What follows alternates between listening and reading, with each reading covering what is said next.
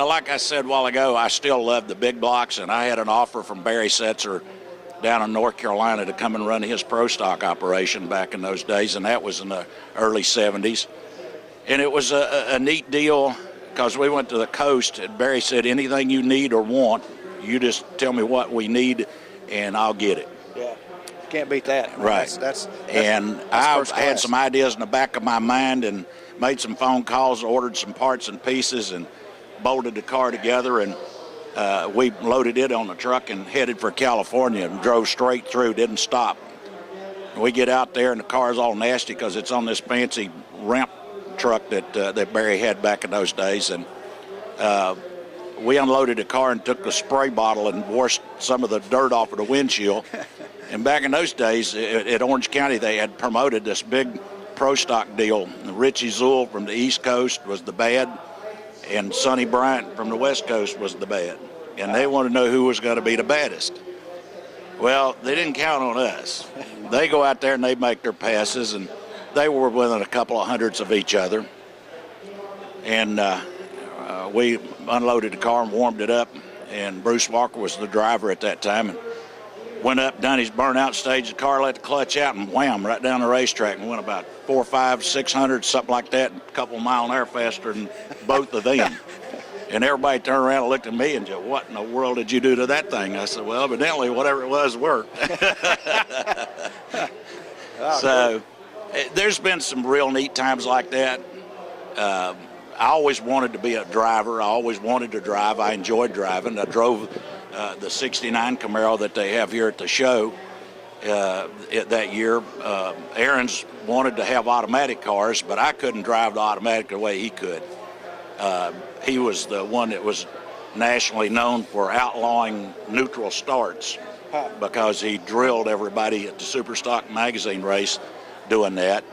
The Mopar guys blowing up transmissions like crazy trying to do the same thing, so NHRA outlawed it before somebody got hurt or badly killed. Yeah. And so then he had another way of driving the car, which I don't know whether I was just not coordinated or couldn't drive it. So we put the 4-speed back in the car, and that was all it took. I drove the 69 car the rest of that year with a 4-speed in the car, and ended up going to winning at the Spring Nationals at Dallas, Texas that year, which was quite a feat, and enjoyed doing that. And later on, worked for Mr. Gasket and spent a couple of years with them, and that was a neat deal. And then I got talked into going to work at Holley Carburetor. And I worked at Holley for about 8.5 years, and 6.5 of it I spent on the NASCAR circuit working with those guys. How about that? There you go. So I ended up having the best of two worlds. I was a drag racer with knowledge and background in drag racing, and then I had the opportunity to cross over the fence and work with the guys in NASCAR. And I understood where they were coming from and what they were trying to do, so I had to gain the respect from those guys. I couldn't go in and do something and then go carry tails at another shop or something. Right. That didn't work, and I knew it. So it was a neat deal there, and was very successful doing that. I did a tour with Moroso for 3 years later in the 80s. Met up with a kid named Charles Carpenter out of Charlotte, North Carolina, that was setting everybody on the fans were going crazy in the stands, and I went up to see what they were yelling and screaming about it. This 55 Chevrolet, every time he'd pull up there, he was giving these gas dragsters a head start. He'd let the clutch out, take off down the racetrack and catch them and drive by him, and the crowd was going crazy. And I said, man, this kid's got something that'll sell. So I went over and introduced myself to him, and I said, I've got a Chevelle at home. I just need a little bit bigger motor. Me and you need to go do some drag racing. And so I did, and we did. And we started doing some match racing around.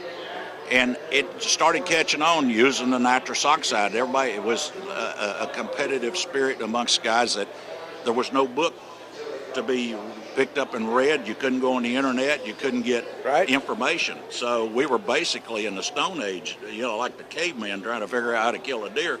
Yeah. Here we are with this bottle of stuff that we're trying to make go fast with. And it is really an exciting time. And I guess one of those kind of times that again, it was day and night, 8 days a week trying to get these things to run and keep them together. And quit melting pistons and stuff. And so when that Sunday afternoon, Charles was in the other lane when I let the clutch out. The day before, a taxi cab could outrun me because at Bristol, how fat they run. And I was worried when I let the clutch out whether it was going to run or not. I just made some wholesale changes during the night, and I told my brother, I said, well, it'll either burn up or it'll run fast. Well, the two.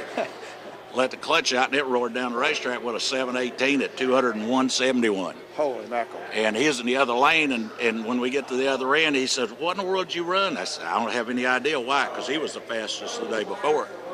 He said, I put it in third gear and looked up, and you was gone.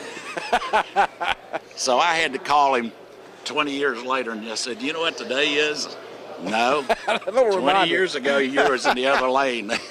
Oh, that's cool. But it seemed like every time I let the clutch out, it was unpredictable what was going to happen. But I was one of those people that would try anything and everything, and whatever it took to go faster and quicker. I raced my race. I didn't race the other guys.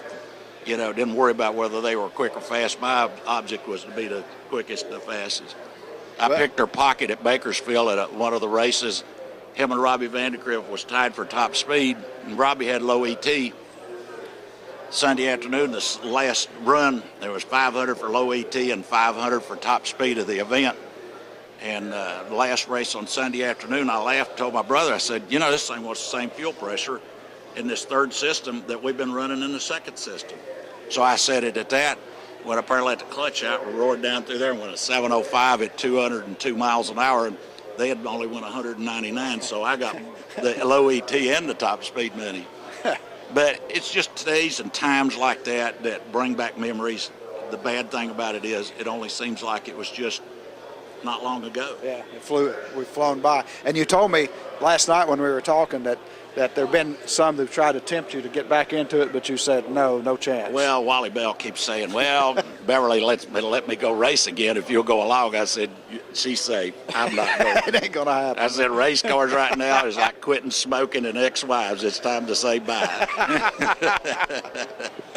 Gordy, that's great, man. I appreciate the opportunity to sit here and talk to you and get that. That's a great career, some great stories, and just really glad we had this opportunity, man. Thanks so much. Well, I'm full of it sometimes, and like my wife says, you get started talking about racing, you don't know when to shut up. I'm talking to death, get down whispering in their ear, But it's a lot of fun. It's a lot of history, and it's really neat to see these guys that are younger than us now that have bought these cars and feel good enough about the sport to put their money and their time and their efforts to restore them. Yeah, and man, even though they're 30 years old, 40 years old, or whatever, the cars are actually older than they are, and they restore them and bring them to these events, and it's really a neat deal to see these guys want to see the history. It is so neat to see the fact that the young people recognize the history, they appreciate the history, and they're not going to let it die. That's cool. Right, exactly. That's cool. Yep. All right, you heard it right here. Gordy Foust on Racers Reunion TV. Gordy, have a great day, man. Let's do this again sometime. Thank you. Appreciate it. I'm going to try very hard.